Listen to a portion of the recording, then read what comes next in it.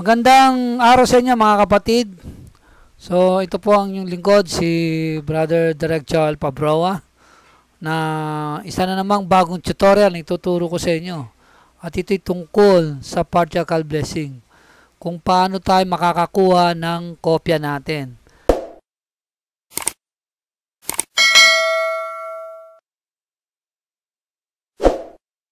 Halimbawa, nawala natin yung kopya ng partial blessing natin, o nawala yung kopya ng partial blessing ng magulang natin, no?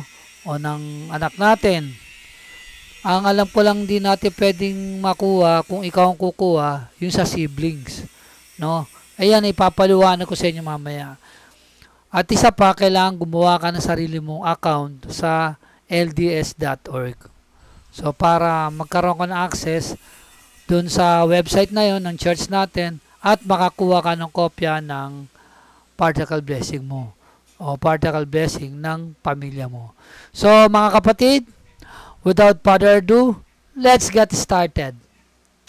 So gagawin natin, punta muna tayo sa Google, type natin yung LDS login, then click natin to, tapos sign in tayo. Lagyan natin yung username natin. Kailangan meron tayo account sa LDS. Kung wala pa, gumawa kayo ng account. Yung password mo, lagay mo. Pagkatapos yan, magbibigay ng 6 digit yung church. Excuse me, text siya sa'yo. So, yung code na yon, ilagay mo 23 31 38.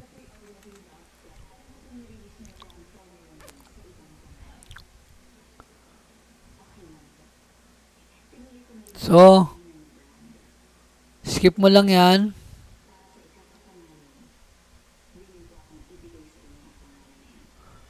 Tapos gagawin, pupunta ka dito sa resources. Punta ka sa partial blessing.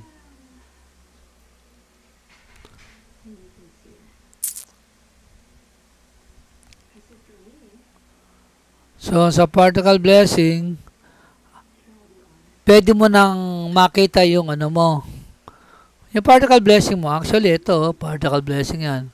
Click mo lang yan, pwede mo na siya makita. Okay? So, ngayon, para makakuha ka ng partial blessing, halimbawa, patay ng mga magulang mo, okay, mga magulang mo ay buhay pa, pwede mo pa rin makuha yung mga partial blessing nila. Paano tayo makakuha ng record sa kanila, yung kopya ng partial blessing nila? Click mo itong family blessing. Pag click mo yan, no? Ito, yung sa daddy ko. Ayan. Makikita mo yan. Ito sa mami ko, actually, ginawa ko na ito eh. Pero ituturo ko sa inyo kung paano uli. Turo ko lang sa inyo mga kapatid. Kunyari, kukuha ka na sa parents mo, no? Halimbawa, itong sa mami ko, kunin ko, halimbawa, no? So, request natin yan. Click mo lang dito, request. Tapos, click mo itong relationship. Sabi mo, parents, no? This is parents. Tapos, lagay mo yung pangalan ng mother mo. Tapos, kailan sa pinanganak. 1943. So, hanapin mo yung 1943.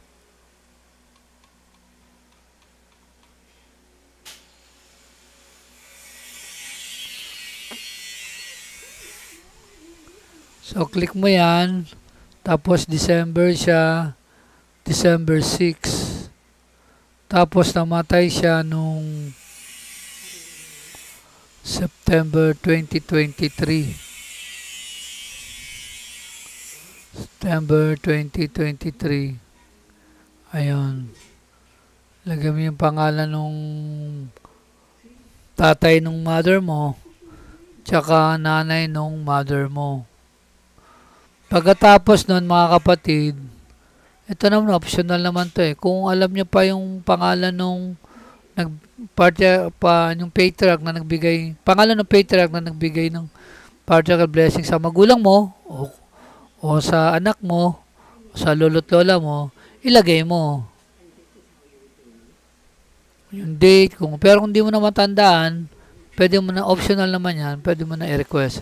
So, request mo na siya. So, yun, makikita yung blessing requested. So, magno-notify na lang sa'yo yung, yung LDS, yung church, LDS.org. So, close mo yan. So, ganun. So, makikita mo, naka-pending dito. Pero kasi ginawa ko na siya eh. Pinakita ko na sa inyo kung paano mag-request. Yun. So, kung magre-request ka uli, punta ka uli dyan, relationship. Kunyari, kukuha ka doon sa asawa mo. Kunyari, namatay asawa mo. Pwede mo siyang pwede kang kumuha ng kopya niya or doon sa anak mo. Pwede rin. Pero yung sa kapatid, sa siblings, parang hindi eh. Wala kasi siya rito. Oh. So, hindi mo siya pwede request.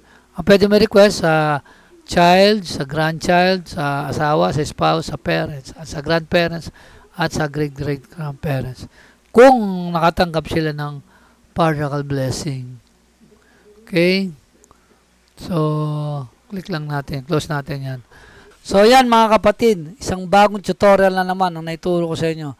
Sana marami kayong natutunan ngayong araw na ito at sana may gamit nyo ito sa pagkuha nyo ng kopya ng inyong patriarchal blessing. At patuloy po kayong mag-subscribe sa YouTube channel ko at para ma-update kayo sa mga bagong tutorial na i-upload ko sa YouTube. So again, maraming salamat sa inyo mga kapatid at God bless po. Ingat po kayo.